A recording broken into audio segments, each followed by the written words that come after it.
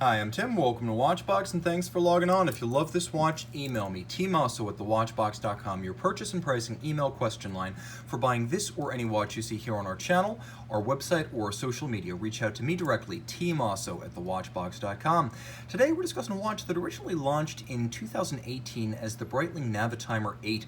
The original idea prior to the launch had been to name it Aviator, and the name was changed at the last minute for marketing purposes. This was the first big launch under then new CEO Georges Kern and CVC Capital Partners ownership. Well, Breitling righted a wrong and reverted to its original name. As a Navitimer, I didn't quite buy the lack of a circular slide rule, but as an Aviator, this watch absolutely works. 43 millimeters in stainless steel. This, of course, is the Aviator 8 B01 Chronograph in stainless steel, 43 millimeters, lug-to-lug.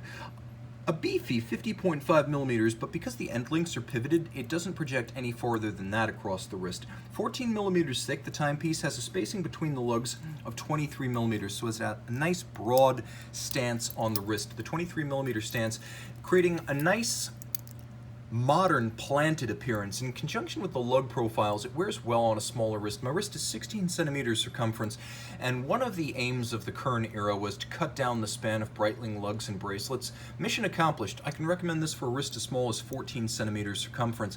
Now, 14 millimeters isn't thin by any means, but because it is relatively rounded at the bezel, it will slide underneath the jacket cuff, and that's really all you can ask for an everyday driver like this that you're going to wear to the office with a suit. You're going to wear to the pool, to the beach, to the pool party, or the barbecue.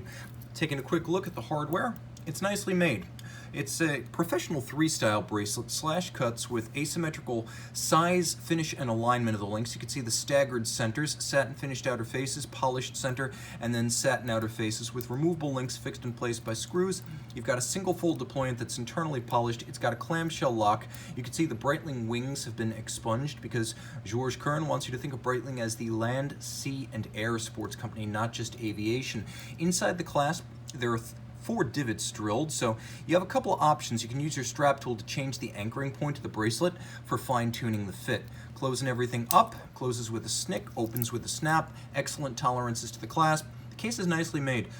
Short lugs, as you can see, with a bit of an inverse ducktail, and a expanding polished bevel, satin finished sides. You can see the bezel is all of high polish, and the end links of the bracelet are designed to conform to the slope of the lugs as well as the arc of the case, rolling around to the crown side.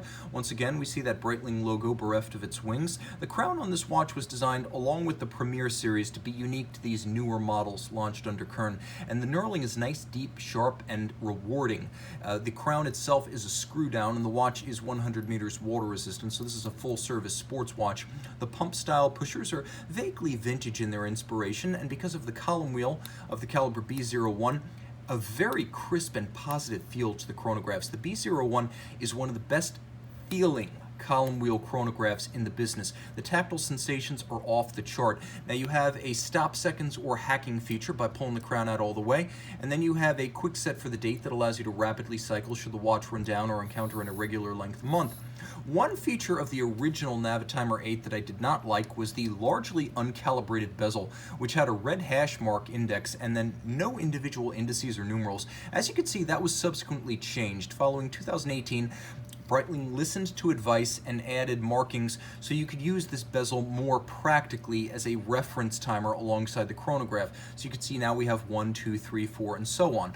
Now the dial of the watch is a sort of nickel anthracite. It's a dark color, much like dark rhodium or ruthenium, and we have printed features as well as a chaptering outboard that features a little bit of dish to add some depth to the dial, sub-registers in matte black, and as you can see, white on black calibration for easy reading.